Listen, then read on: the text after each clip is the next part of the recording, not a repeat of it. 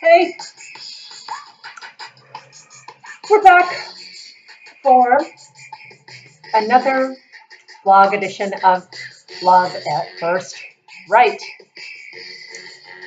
I am Victoria Doherty, and I am a historical thriller writer and an essay writer and blogger who is attempting to write a great epic romance series. And this is my vlog chronicling those endeavors, and also just, it's sort of expanded on that. And we just sort of talk about writing and what a story means and what makes a great story, what makes really compelling characters, and what it is about conflict, how to introduce conflict, all of these things that are just a lot of fun and meaningful about reading a story or watching a story or creating one. And this week I wanted to talk about fact and fiction, mixing the two, where when something starts out perhaps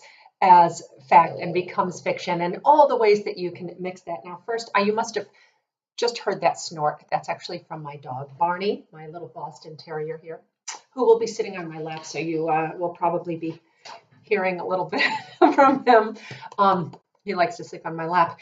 But first of all, I want to talk a little bit about fact and fiction here, because there are a lot of bye, Barney. There are a lot of sort of ideas about what a writer should write, or whether a writer should write from their own experience, or whether they should write purely from their imagination, or a combination thereof. You might hear, start with writing what you know. And I actually did not start writing what I know. I started, as a kid, I started writing absolutely fantastical stories, things like superheroes, and about archaeology and distant cultures. I mean, and about aliens, space aliens. I loved writing about space aliens when I was a kid. And I think that when we start writing very young, when we start writing as children, I think we really let our imaginations go there. And as I got older, and I started having, like, real life experiences out in the world by myself as an adult, I started mixing fact and fiction in that way, with my Cold War thrillers, for instance. I mean, I do come from, like, the ultimate Cold War family, and we have all of these just incredible stories in it. And I certainly based in some way my stories on my family's experiences. But what was so interesting about that, first of all, most of it is completely made up. It's perhaps inspired by what I knew in my what I knew, coming from my family and living in Eastern Europe and all of that. But most of the stories are completely fabricated. But whenever I did um, put something in that really did happen, perhaps a story my grandfather told me, or my mother, or my brother, what was I mean, what was so interesting about it is that it was almost always identified by a reader, and they also almost always identified it as not ringing true, which I've always found was so interesting. And conversely, I had an experience recently where a friend of ours who is Greek, um, and this isn't, a terribly close friend. It's someone that we've recently gotten to know, and it's more a work colleague. But this, she is just like this fun, lovely Greek woman. She grew up in Greece. She grew up in the shadow of Mount Olympus, and she knew that I'd written this book called The Hungarian, and one of the characters is Greek American, and she is vacationing in Greece. Her father is this, kind of shady Greek character. He's this arms dealer, and she's vacationing in Greece, and it's a part of Greece that this woman knew very, very well. And she told me that she went to Greece to visit her family, and that she was reading the book. And I was a little nervous, because I was like, oh my gosh, here I am. She's Greek, and I'm writing about the Greeks.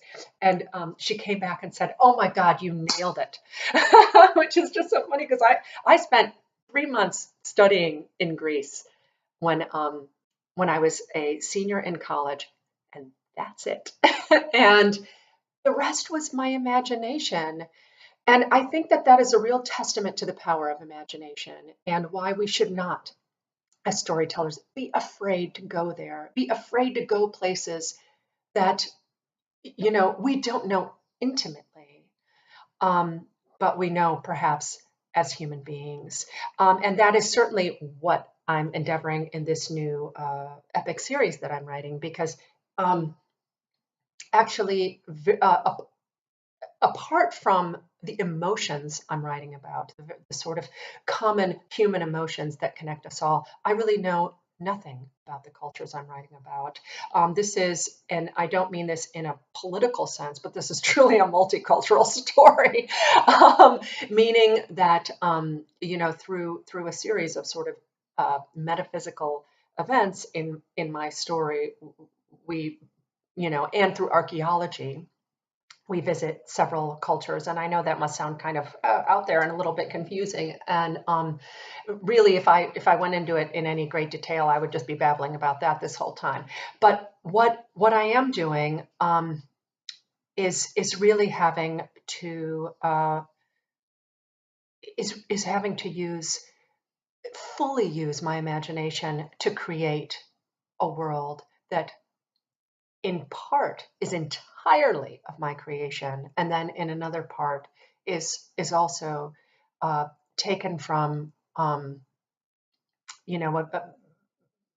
very real instances, very real cultures, and it's exciting, and it is such hard work, and it is also so rewarding because I think that as a writer, and also as someone who loves stories, and as someone who also is just sort of fascinated by humanity and human foibles and all the things that actually connect us, more so than separate us.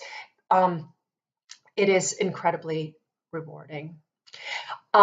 And one of the things that I'm doing in order to really flesh out this environment and to try to understand the people that I'm writing about is I've actually gone back to Pinterest, which is something that I kind of put by the wayside for a couple of years because I love to collect photographs. I mean, I love, love, love photographs. I love vintage photographs especially. And so, if you're not familiar with Pinterest, it is a website where basically you can pin images, I think videos as well, that you like. It's sort of like a pin board, the way we used to have those as teenagers, where we might rip out a page from a magazine and put it up on our pin board. Well, that is Pinterest, except you are pinning from, the web, and you have a lot more to choose from, not just the magazines that you sample and maybe National Geographic or whatever it is.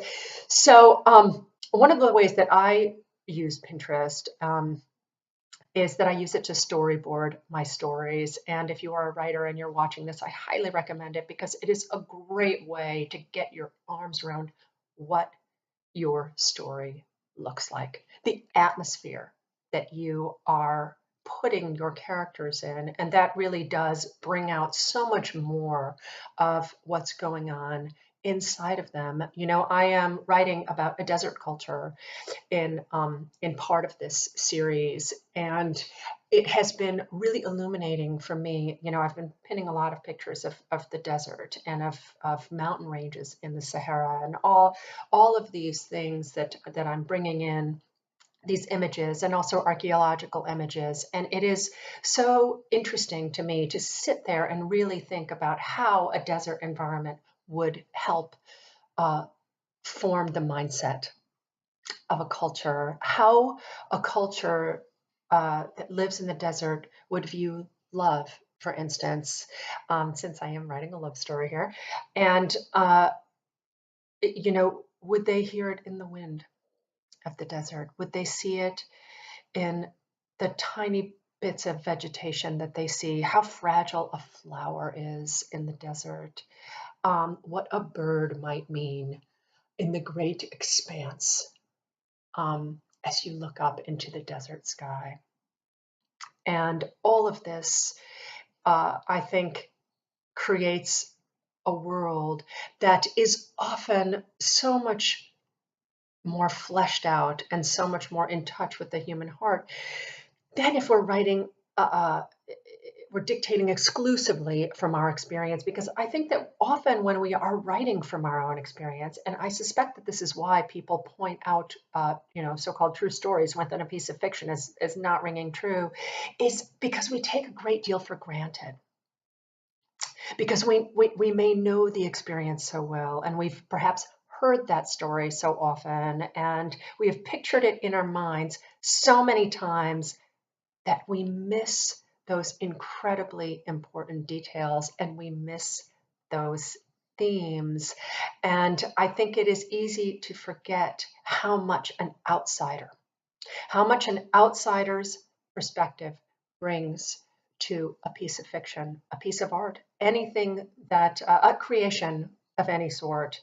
Um, I always, the example I always use is that, I have a sort of a specific style and clothing that, that I've developed over the years. Like everyone, I know, kind of what the colors I like and what looks good on me. And yet I'm always amazed at how, if I go shopping with my daughter or my husband, what they'll pick out for me. And it's often, offbeat and completely different than what I would pick out. And yet so often becomes my favorite piece of clothing, because they're able to, look at me from a very different perspective, from an outsider's perspective. And I think that that is most certainly true of storytelling. So I I think we're probably going to be a little short this week, which is probably a good thing because I've been rambling quite a bit um, in this series. So I would love to hear your comments, and if you are interested, I post a great deal of extra material, including chapter excerpts and background stories and photographs and all sorts of things about my writing, and also just the writing process, and also personal essays. And I really try to make it wonderful. And I post all of these on Patreon. So if you are interested in supporting me on Patreon, that would be wonderful. It's Victoria Doherty at Patreon, and for as little as a dollar, you are privy to all of these curated posts that I certainly hope you will enjoy. Thank you.